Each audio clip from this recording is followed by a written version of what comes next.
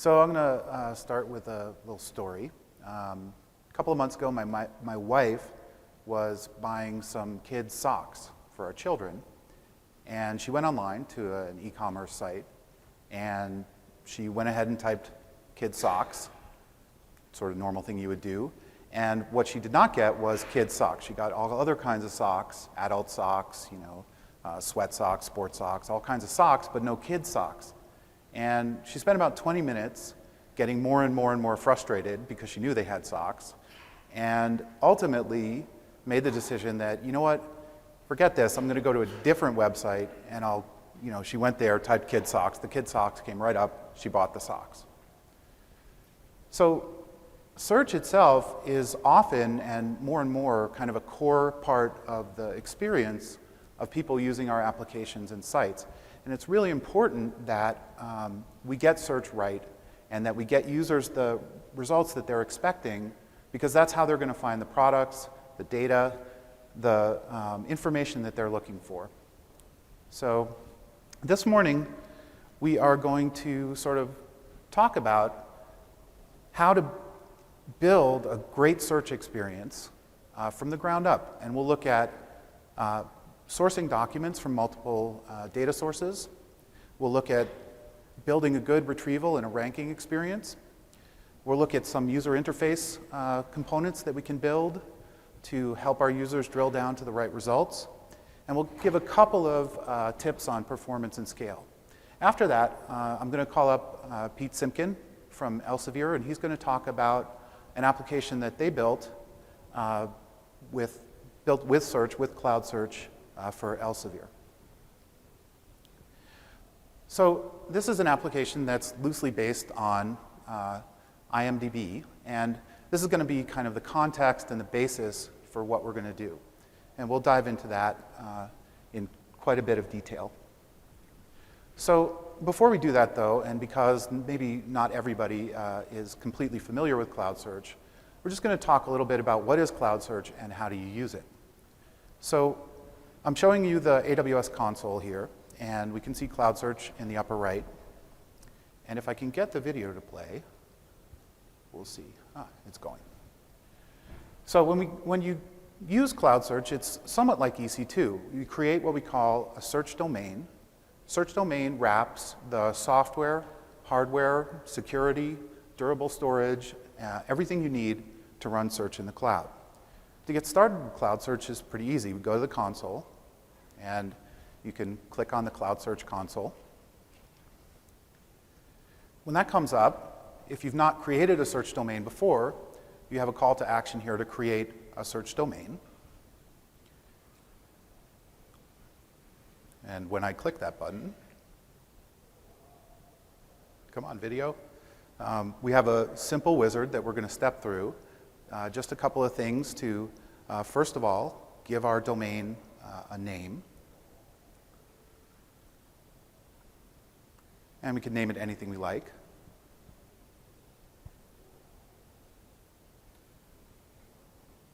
Wow, this is running tons slower than it did in practice. So we'll click confirm.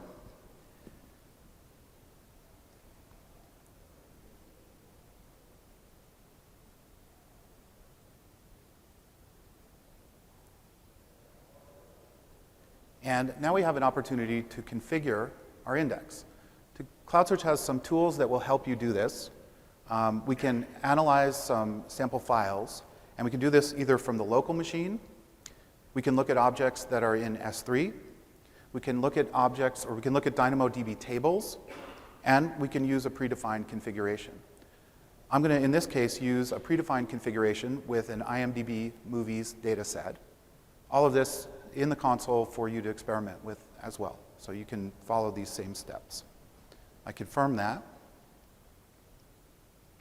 CloudSearch loads the configuration, in this case, the predefined configuration, or it would read your files, pick out the fields, and suggest a configuration for you. It gives me a confirmation of what's the configuration that it has either read from my documents or the predefined configuration in this case. And here you can see we have a number of fields. We have a number of different field types, some field options, search, facet, and result. We can set default values on our fields, and we can source our fields from other fields. Oh, that's interesting. Not only did it run half speed, it actually cut itself off in the middle. Cool.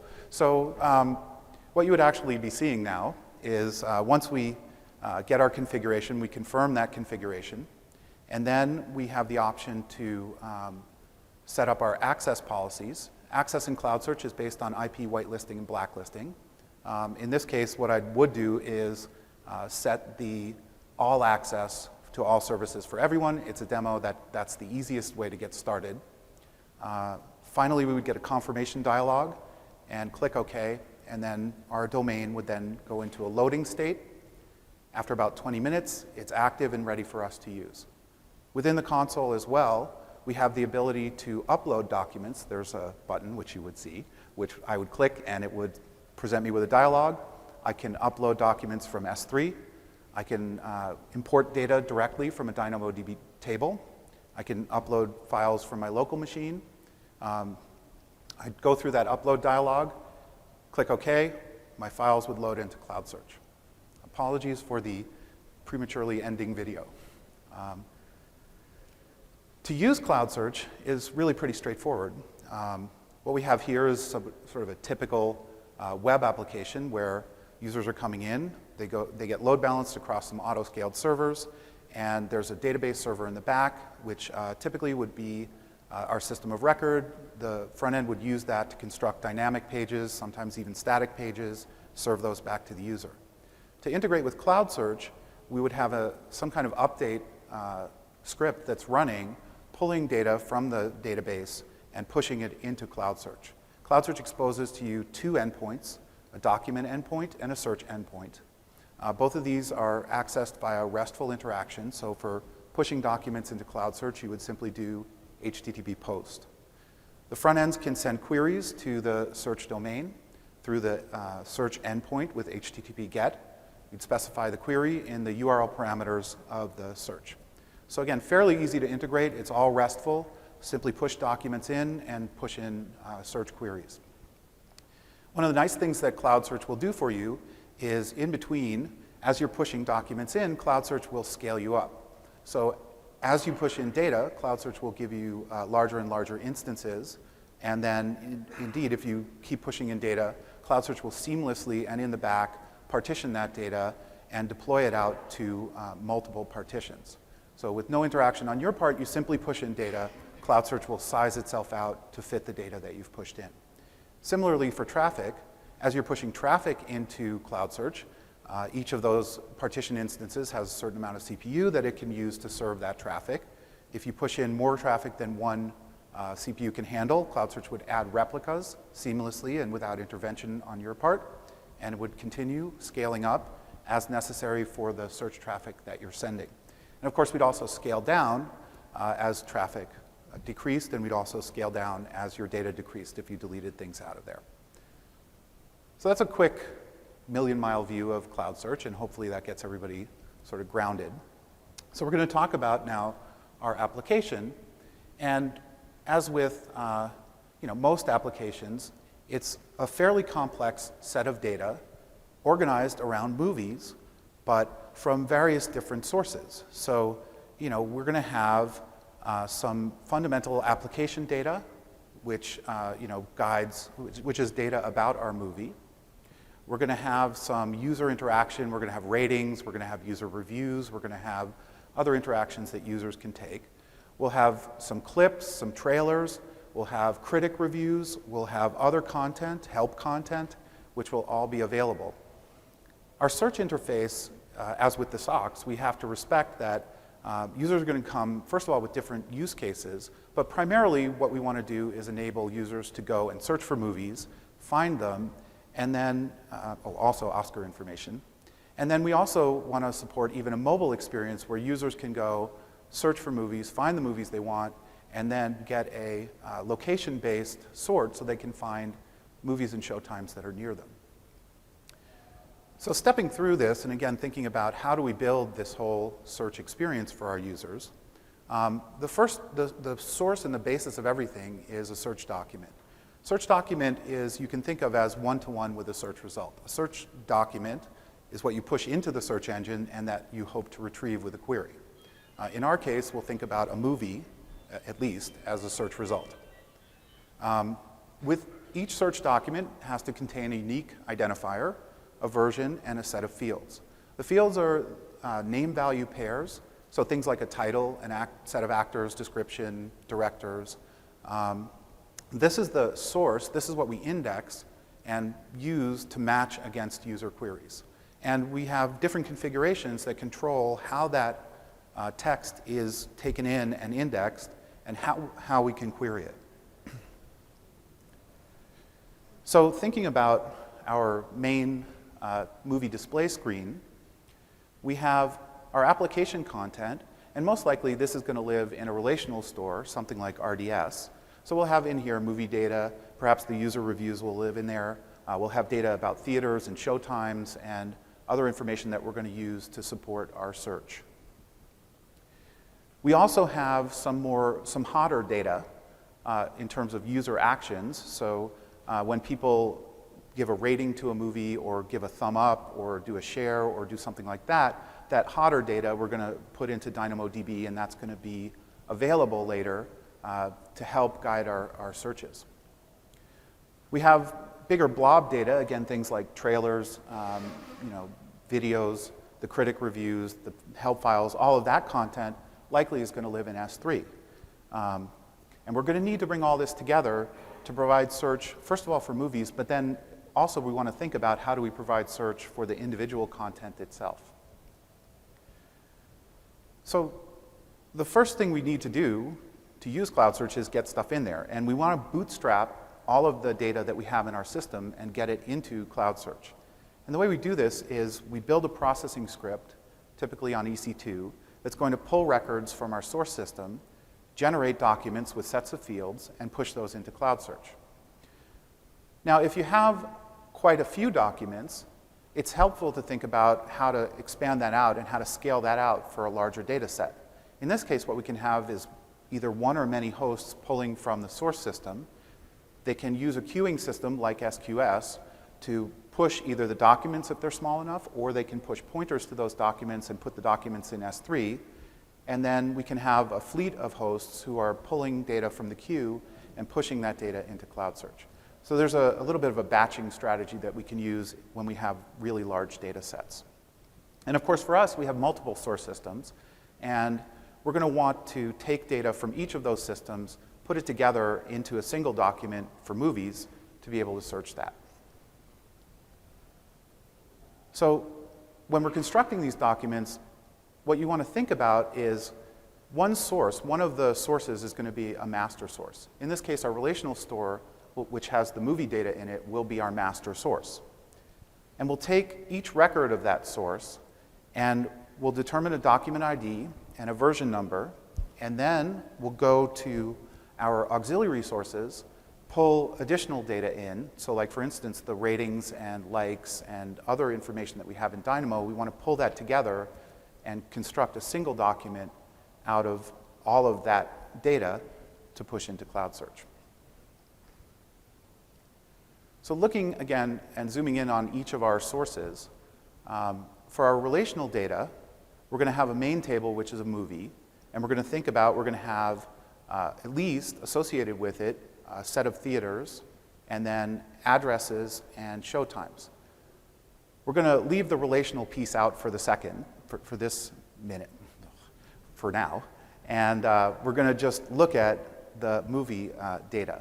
But when you handle the relational, well, we'll get to that. For objects that are in S3, we want to take those objects and pull the fields and metadata off of those objects. There's a top-level Apache project called Apache Tika. Does a fairly decent job of taking multiple different content types like PDFs and HTML documents and Word documents and other Microsoft formats. It can pull out the content of those as well as metadata that's on that, like authors and other pieces of data. It also handles images and videos. So we'll use Tika to walk through all of our content and build that content into fields that we can put onto our movie. But we can also use that content if we want to provide search, say, over just the reviews.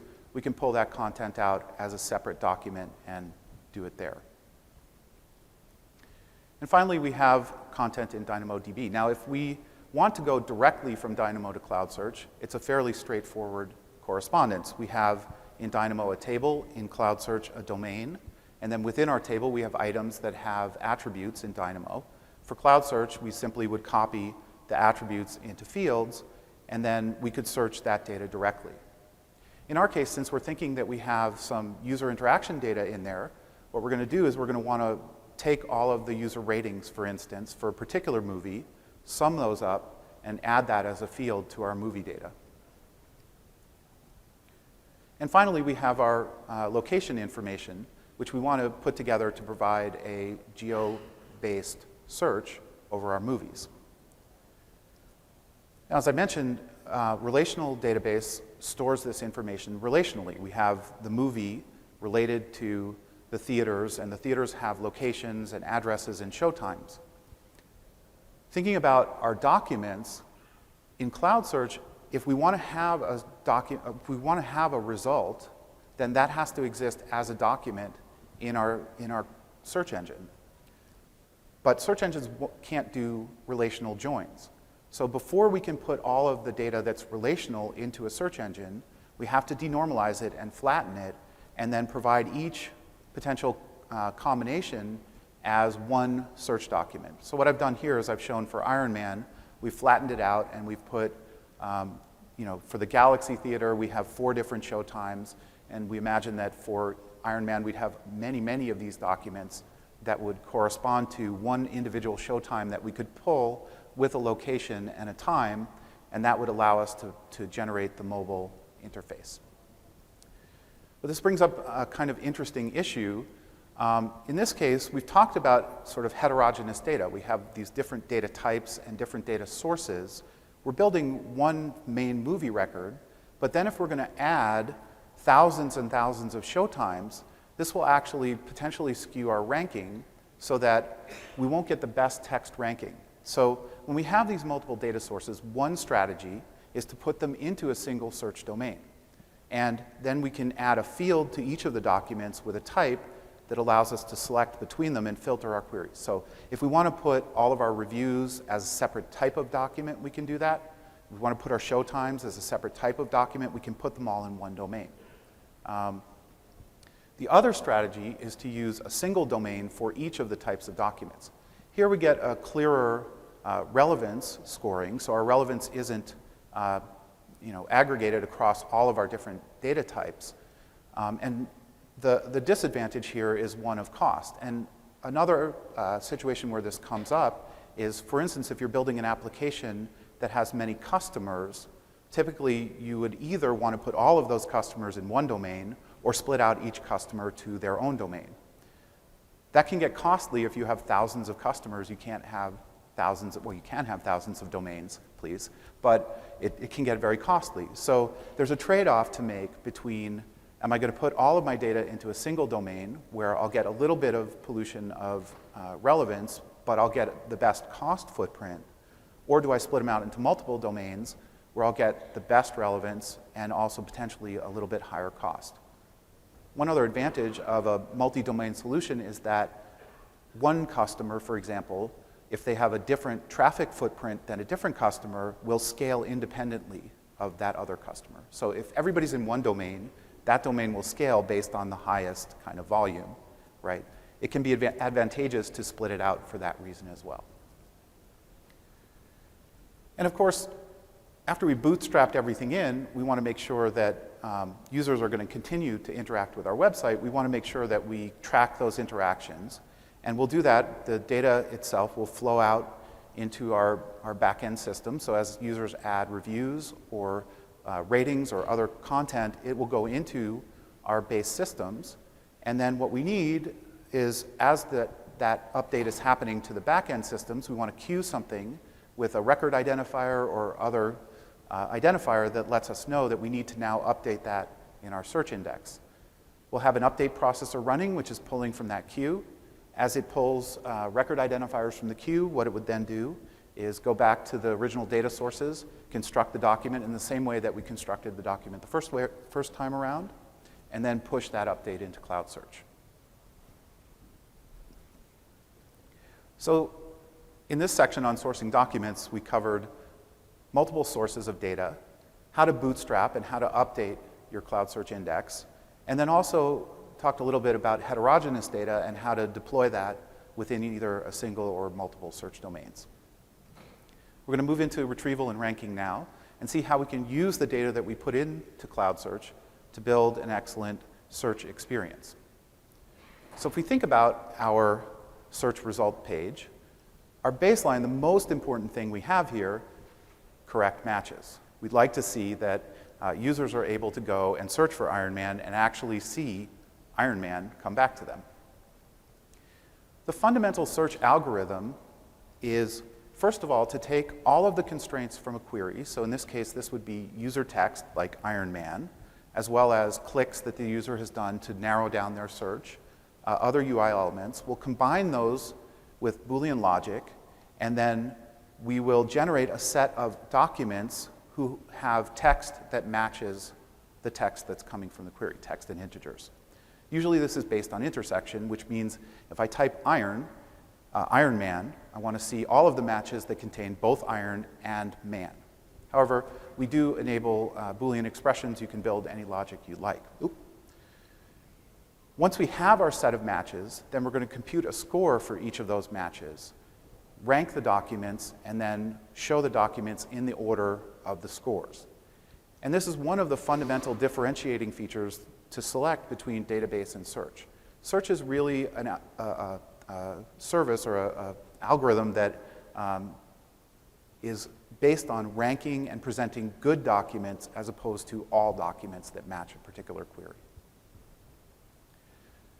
So we're going to think about our document structure and what do we have in there. If we're searching for movies, we're going to have a title, we'll have a description. We'll certainly have gathered our user ratings from our DynamoDB table. We'll have maybe some likes. We'll have release dates and a latitude and longitude, in this case, to support a simple location search. As I mentioned, you have to configure the indexing of the documents, and we have 3 different field types. The first of those is text. Text fields are processed. The words in the text field are parsed out, and each word is available for matching separately. We would usually use this for things that we're going to match against user text. So if our user is going to type Iron Man, we want to have a text field so that we can match within that field for something the user typed. Would be a title or a description would be a good example of a field that we would want as a text field. We have literal fields. Literal fields are not actually processed. So literal fields are there for exact matching. The best use for these is for application-generated text that we're using as filters or other components of the match that the user is not actually typing. This is going to be an exact match. We're in control of what text we're generating. We're going to match that way. And finally, we have integer fields. These are integers, and they're available for range searching as well as ranking. In order to search, we send a GET request to our endpoint with the API version 2011-0201 and the search resource. We support simple searching with the Q parameter.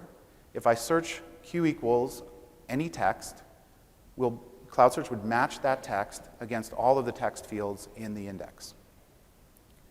We support filter queries with the BQ parameter. BQ stands for Boolean query. And we can, again, use Boolean logic here. It's a prefix notation. But in this case, we're searching the title field for Iron Man and the genre field for action. So we're filtering into the action genre, and our user is searching for Iron Man. We can also filter based on integer ranges. So we can use the BQ again, and here we're saying, look, the user is searching for Iron Man, and we're searching for any year before 2010, or less than or equal. The ranges we support are single integer, beginning and end of the range, and an open on either end. we can use this integer range searching to support geofiltering. So in this case, what I'm doing is I'm taking the latitude and longitude of San Francisco, and I'm coding them as an integer. And you can look in our developer guide. There's a simple transform that you do to take degrees to integer. And I'm searching for Iron Man somewhere within San Francisco. The results that I get back include what was my rank function, how did I rank these results, what was the match expression I used, in this case Iron Man, and then I get a set of hits. Each hit represents one document that matches this query minimally, and then we can augment these hits with result fields where we can retrieve the source value of the data that lives on that document. So let's go back to our results for Iron Man. And not only do we want actually correct matches, we would like to see the best matches come to the top. And what we need to do is, first of all, we want to use our text relevance, but we also want to use additional information that has come in, like user ratings, popularity, freshness, all of these things. So we're going to see how to incorporate that and build a rank expression that will give us the best, most relevant results for movies in this case, but we can generalize for the search Iron Man. So the first thing to talk about is text relevance. CloudSearch computes the text relevance score based on the match of user terms to the document terms. And we use a function called tf-idf, which computes how rare is the user term, how rare is the term iron across all of the documents in the search engine, and then how many times did it occur in the current matching document. Excuse me. Text relevance here ranges from 0 to 1,000.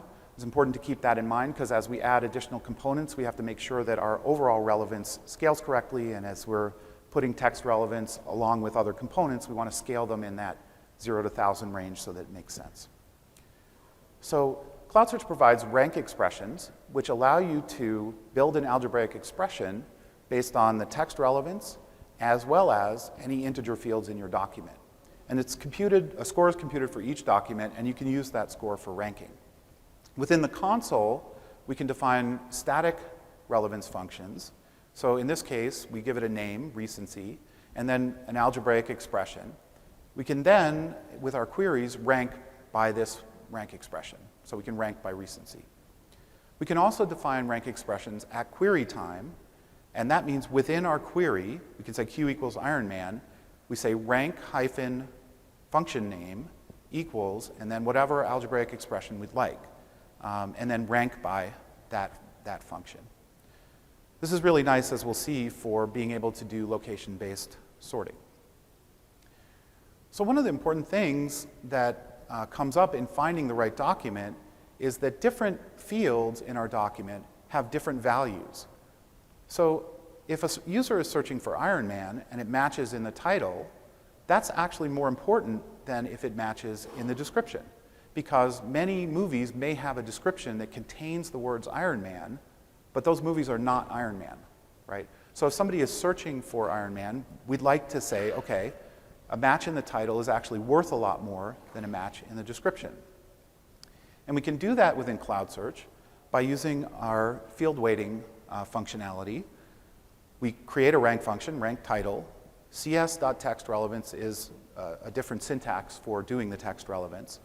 And within that, we can define weights for each of our fields and a default weight for all the rest of the fields. So in this case, we'll say, okay, we'll weight the title 4 times the default weight of 1.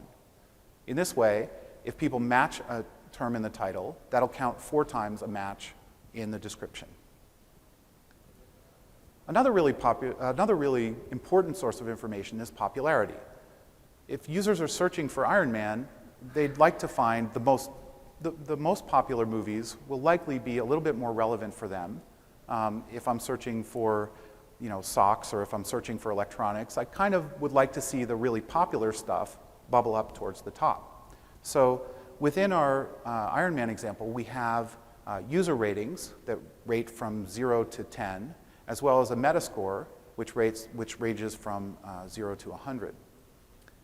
So the first thing we have to do here is, because CloudSearch supports integer types only, we have to convert our floating point numbers into integers. So our rating from our users from 0 to 10, we'd multiply by 10, and then that would be from 0 to 100.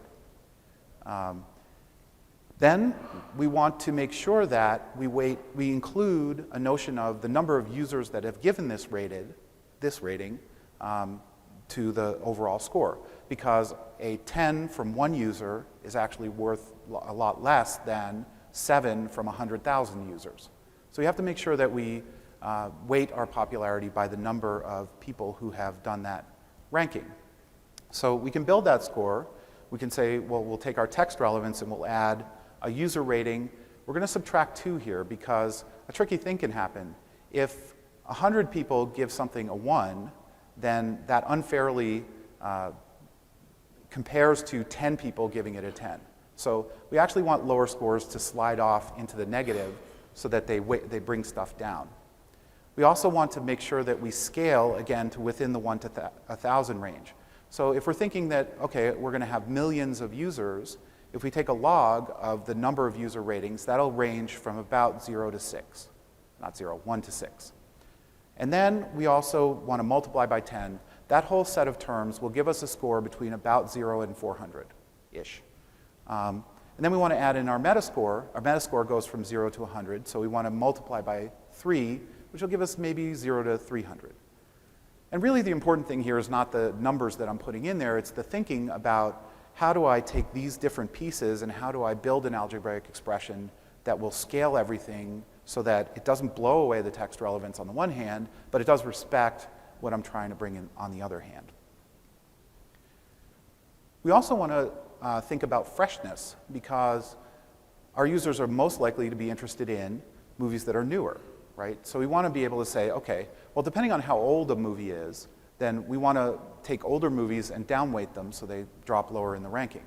We do have a release date in our movie data, so we can use that if we convert it into a number of days since it's been released. And we're going to use an exponential decay.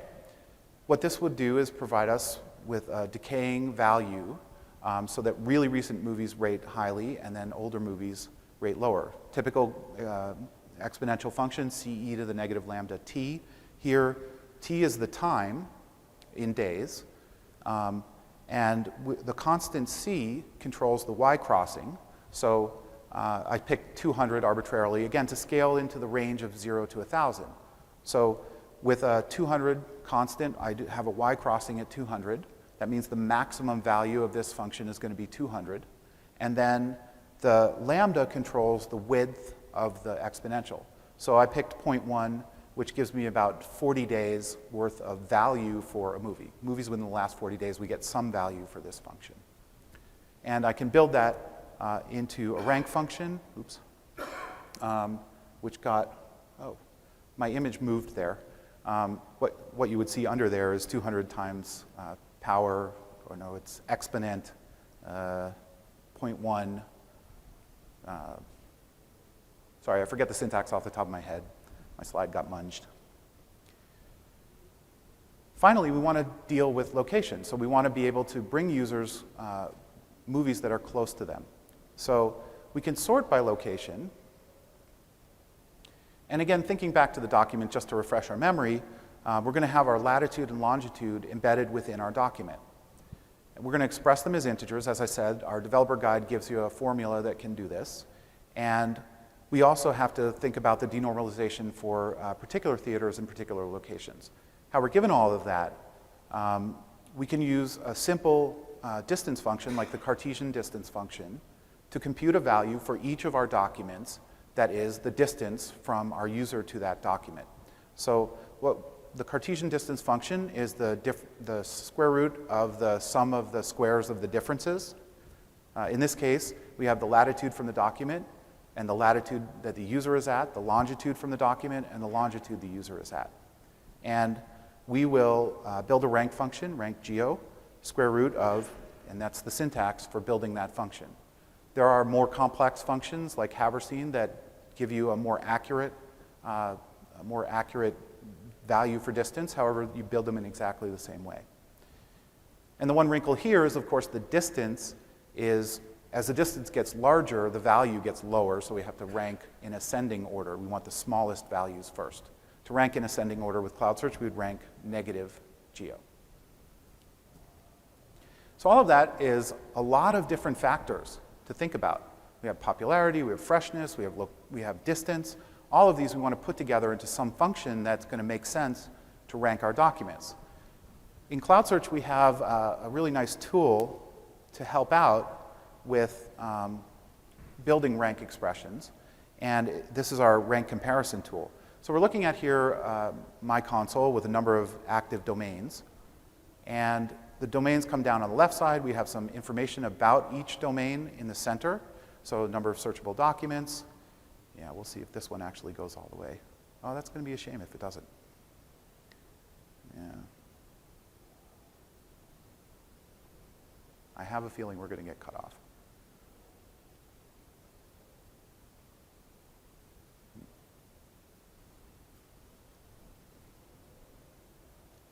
We'll see how far we get in this. So one thing we can do immediately, we can select our domain, IMDb, and we have available to us a mechanism where we can just run a test search. So as I get my data loaded in, as I get ready to go, I can very easily, in the console, run a search.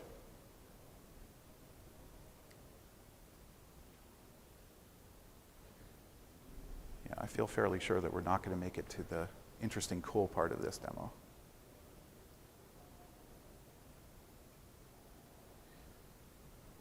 Okay, so rather than watch at quarter speed, I think we're going to jettison this. What I will say about the rank comparison tool, you should check it out because it actually allows you to see in an A/B panel your rank expressions and the results of running those expressions for a query that you type in. So it's very helpful. You can edit the rank expression right there, watch the results change, and if you're using user logs, if you have user queries, you can actually put those right in and do some tweaking and tuning. And ultimately, what you're going to end up with is some kind of combined rank expression. And again, rank expressions can nest. So you're able to take not only the text relevance, but rank expressions that you've built, like geo and popularity and freshness, and combine them algebraically, sum them up with weights, and in that way sort of tweak and tune and get the different parameters contributing different portions of the overall relevance. And then you can rank by that combined function. So again, in this section, we covered the sort of basics of the search API. We talked about customizing ranking and how to use information like popularity and freshness, how to do field weighting, how to do geo-searching, and how to combine these things into a rank expression that overall should bring the documents that your users are looking for to the top of your search results. And we did not see the rank expression comparison tool, but I'll leave that as an exercise for the class. We're going to move into now search user interface and talk about just a couple of elements that you can expose in your UI to help users get to the content that they want. So looking at, again, a sort of typical search UI, down the right side, we see what are called facets. Facets show us counts of documents in the results set that contain particular values for this query. So for the query Iron Man, and looking at genres, we see that 62 of the results overall have the value action in the genre, for the movies in the results set. We typically expose this and allow our users to click on those to narrow their search to just search results with values for that, with that value for that attribute. So in this case, again, we have our genre, we have action, sci-fi, fantasy, comedy. So let's see how to get that onto the screen. So for this simple faceting case, the document, of course, must contain a field, genre, and that field for our movies is going to be multi-valued because movies can have multiples of those. But within the document itself, we're going to have a field called genre. We then need to configure that field to be available as a source for faceting. And in this case, you can see in the fifth column there, the facet column, I simply check the checkbox. It's all I need to do to be able to retrieve facet counts for search results for that field.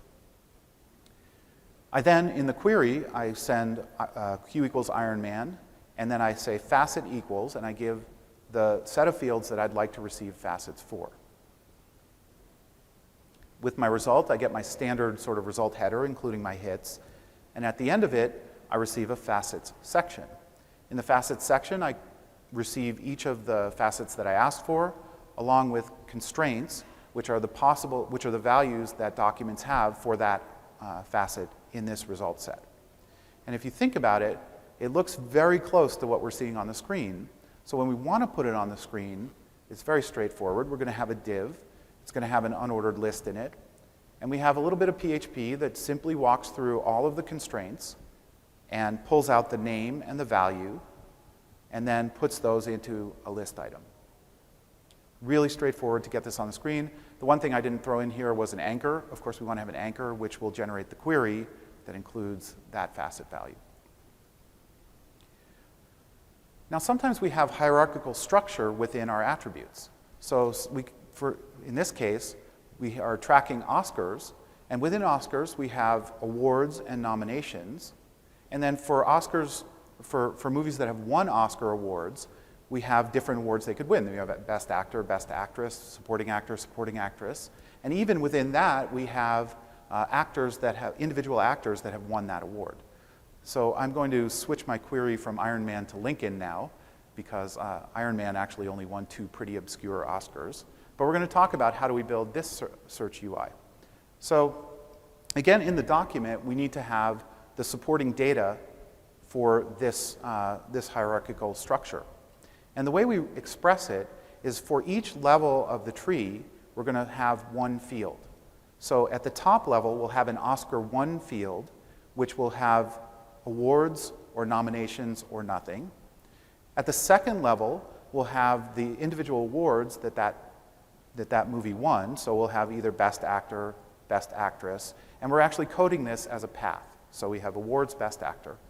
At the third level, we have the individual actors that won the individual awards for this movie. So we have awards, Best Actor, Daniel Day-Lewis.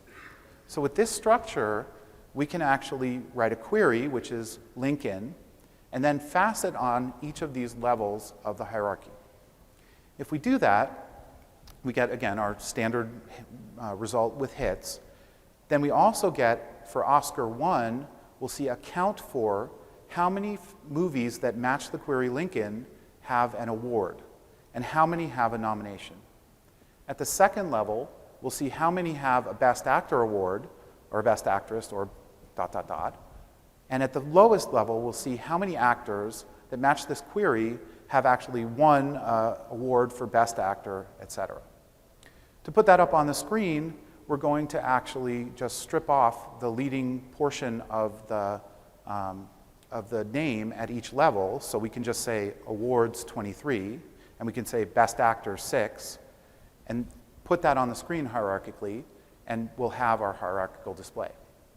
Now, this is actually useful in more than just faceting, because often our data has inherent structure in it as well, which is hierarchical. And with the same representation method of having fields at each level of the tree, we can support some really nice, complicated drill down. So here I can search for just Oscar 1 awards, and if I do that, I retrieve all movies that have any award at all. If I can drill deeper and say Oscar 2 Best Actor, this would retrieve all movies that have any Best Actor award, and at the third level, I can retrieve all movies that Daniel Day-Lewis won a Best Actor for. And we can combine these again with user-entered data or other components of a query so that we can find, for instance, movies that have star in their text fields, along with having won a Best Actor award. So in this section, we covered very simple faceting, some hierarchical faceting, and then a little bit about how do you do hierarchical data handling. We're just going to touch quickly on performance and scale and just give you a couple of best practices to think about. So the first thing is we have to think about the search algorithm if we're going to think about performance. And The search algorithm works, again, by constructing a match set based on the text from the user query and from interface components, and then ranking those documents. So we have two portions of performance. The biggest contributor to search latency is going to be the match set size. The more documents you bring into the match set, the more computation happens downstream. So if you can reduce the number of matches by adding additional information from your application, you'll actually speed up your performance quite a bit. Also within this, text matching, and this is somewhat counterintuitive, but text matching performs much better than integer matching. And this is because we actually do a two-step match. First, we actually grab the list of matching documents, as I said, for each of the text terms, and then use a Boolean combination of them. We then post-process with integer filtering. So if you don't have a text component, for example, we have to pull the entire set of documents and walk them linearly and scan them to do the integer filtering. So you get much better performance if you use text to narrow down your matches before using strictly integers. And I think Pete's going to give us a really nice example of this. And finally, of course, the more complex your relevance functions and the more documents we have to compute them for, the longer it takes to do it. So there's a trade-off here. You want to have the best relevance, and you have to think a little bit about, can I optimize, can I cut that down a little bit? And just in terms of optimizing index size, as I said, text matching is quicker, but integers store smaller. So if you have a cost concern and you're trying to build as small an index as possible, you can trade off by using integers instead of, for instance, literals that are encoding some enumerated type. Instead of storing sci-fi fantasy, you can store 4, and then you know that that's a translation that you have to make between those. Setting result fields is great. You can pull data out of the search engine. However, we have to store all of that data. So if you're concerned with size, if you turn off result for your fields, we won't store that data. This is a best practice anyway. The search engine does best if it's just pushing around document IDs.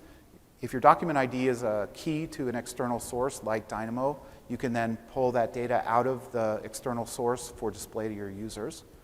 And enabling faceting does increase the size of the index ultimately. And you have to trade off here, do I want the feature or do I actually want to work on bringing my size down? So we took a really pretty broad walk through our movies data and sort of thought about how can we get all of this information into CloudSearch. How do we flatten things out and bring them into the set of documents that we want our users to be able to retrieve? How do we keep those documents up to date? How do we build queries that allow our users to match the content and bring it back to them as search results? And we talked about a couple of UI components in terms of hierarchical facets, simple facets, and how to deal with hierarchical data. And finally, we talked about getting the most out of your index. So I am going to wrap up right here, and I'm going to introduce Peter-Simpkin from Elsevier. He's going to tell us about the cool stuff they're doing.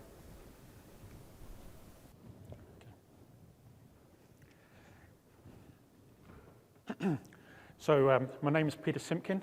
I'm a solution architect for Elsevier, and I'm just going to walk you through our implementation of using CloudSearch.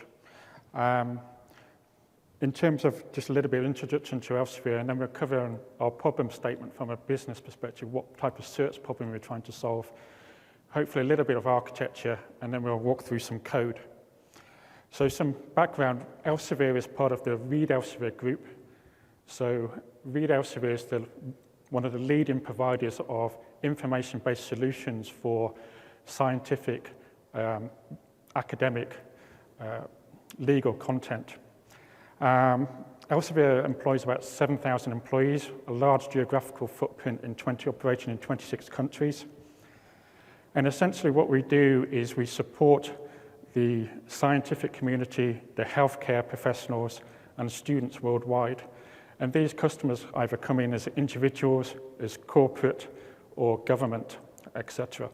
And then we provide a wide range of products. Now those products are, some of them are traditional print book content, so it's either the Lancet or major reference works, but we've also got an increasingly online electronic product formats. And these products like Science Direct and Clinical Key provide the deep insight into the academic and research world and provide some of the answers and solutions they're looking for. So maybe a bit of a recap in terms of our use of CloudSearch. So we have our online platforms, Science Direct and Clinical Keys, for example, and these are essentially the audience-facing platforms. So they will have their own web content management systems.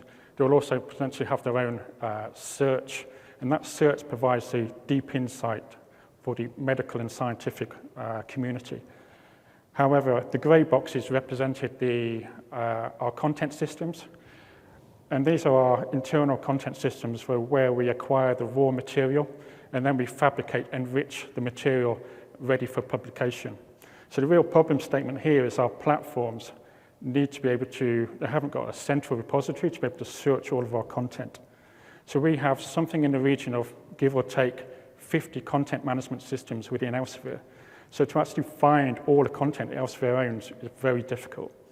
And each of those online platforms needs to have a relationship to the underlying content management system. And ultimately what happens is it takes somewhere in the region of 24 hours from acquiring that content to making it available online. In terms of our content, it's very much based on electronic format. However, the actual structure of that content still reflects the traditional print model. So for example, a book consists of a number of chapters, which consists of paragraphs, which consists of images. And we want to be able to expose those images and paragraphs to be searchable, not just a product. And this is where it comes to reuse. So if I was a medical researcher and there's been a scientific breakthrough relating to, I don't know, heart disease and diabetes, and it's had a real groundbreaking effect, and I want to be able to publish a new book, and I want to be able to find an image that I could include in my next book. Well, I could go through all the individual content management systems to try to find it, but I'll probably give up, to be honest. I'll just go into the marketplace and I'll just commission a freelancer to create me a new image, or I'll go in the marketplace and actually buy the image. And it's probably, well, that same image in Elsevier in our content estate, we'll probably have it 10 times already. So that's a problem statement. So how do we look to solve this? We've implemented a search or content search solution where the individual content platforms provide, or the content management system provide metadata announcements for that product, for that asset. And that's where we have that comprehensive index and searchable content, all the content that Elsevier owns. So from a platform perspective, they've just got one place to go to find all that content. And also, they don't need to be aware of the underlying content management systems, what technology it's on, how they deliver that content. They just have one place to go to. So that's the theory. So if we look at the actual architecture with Amazon Web Services, so again, we've got our siloed content management systems, which are located predominantly in Europe and America. And every time they acquire assets, we're going to announce them to the CloudSearch environment, or we're going to announce them to the pipeline simple workflow. And that does two things, really. We take that original manifestation file, and then we convert it into a CloudSearch SDF document, which all includes all of our fields, our facets, etc. And those documents are batched up and delivered to the CloudSearch domain. And then the second operation is we deliver that document also to DynamoDB, and that includes non-searchable fields. So that will include things like transactional properties, things like check-in, check-out of that individual asset. It will include all the asset versions. Potentially, it will also include a URL reference back to the underlying content management system. So from a platform perspective, where it took 12 hours or 24 hours to acquire that content and make it available to the researcher, they can now ask the question, find me all meta images that are changed in the last 60 minutes or added in the last 60, or so find all the meta images that have been added or modified in the last 60 seconds. And that search is executed against CloudSearch. The results are matched against your DynamoDB. And DynamoDB will have a link to the underlying content store, and that asset will be served up. So this is part of the virtual total warehouse. So from a platform perspective, it seems like all the underlying content management systems look and feel and act like a single unified environment. But this is just the first foundation block. What we're doing to do next is get the content management systems also to provide not only the metadata, but the binary assets. So we actually have all of our binary assets stored in S3, and then we can use that as our net storage solution. And then we can expose that through, I don't know, CloudFront or Akamai. And essentially where we're going with this is, from a platform perspective, rather than shipping binaries around our corporate network, we can actually provide a URL link to that underlying content. And then take that one step further. What we actually have here in the virtual total warehouse is our 4 pillars of a content management system. We've got our unified enterprise content search solution. We've got a metadata repository. We've got our flat content in terms of our binary assets. And we also got our pipeline capability. So using that with Amazon services, they're effectively a loosely coupled architecture that is also scalable. So going forward, the solution we're implementing now is completely content agnostic. In the future, we're able to acquire content directly into the virtual total warehouse, and we'll drop the word virtual, because what will happen is we'll look to migrate and decommission all of our internal content management systems and deliver everything through a unified total warehouse. So from a UI search perspective, as I say, the platforms themselves access the virtual total warehouse through the API. So this is the reason why this search UI is very simple. It's not really geared up for end users. So within the virtual total warehouse, we have something in the region of 40 million documents, which represent over 250 million unique, distinct assets, which are individually searchable and retrievable. And that number is continuing to grow. And then if we go back to the use case I mentioned before, a book editor, I want to find all our documents that contain the word heart attack, combine that with the title index for diabetes, and lastly, on the facet, aggregation 23. And this is where we're saving on our storage costs or index costs by changing facet 23 is a conversion of really multimedia components. So what we have here now is a potential candidate of 406 components that I, as an author, I can use in my next book, potentially filter down. So some of the drivers for selecting CloudSearch. The beauty for us is that it's fully managed service. From a development perspective, I didn't need to focus on worrying about the actual search service. I could actually worry about other aspects and the value-add aspects on virtual total warehouse. So it comes as a managed service. In terms of scalability, we saw it peak at around about 160 queries per second, where the infrastructure scaled up and then scaled back down again. And then from a DevOps perspective, it was so simple to script and deploy, and effectively it's taken zero maintenance in production. One of the things I'd recommend is probably working with the CloudSearch team to develop that proof of concept. And we developed a subset of the documents, and then we were able to extrapolate that to work out what our future costs would be in 12 months' time. And then search engine as a service, so everything is managed behind the scenes. We didn't need to worry about that. In terms of costs, yeah, you get a monthly bill, but you still need to potentially watch out for the actual costs, potentially optimize and tune your queries and the number of facets and number of fields you use. In terms of a development perspective, just looking at some code, here's an example of some of the tuning we've had to do. So this is just a query that's taken from production. So essentially this query is just saying find, for a given journal, find all journal articles that are not deleted between a cover date range of 2005 to 2013. And this query took 5 seconds to execute in production. And the reason behind this, one of the main reasons, is the number of nested clauses and the deep nesting in this query. So where possible, optimize your number of depth for the actual query, and you'll get an improved response. So this is the optimized query, and it's now improved from 5 seconds to 2.5 seconds. So how can we improve this further? There's two strategies.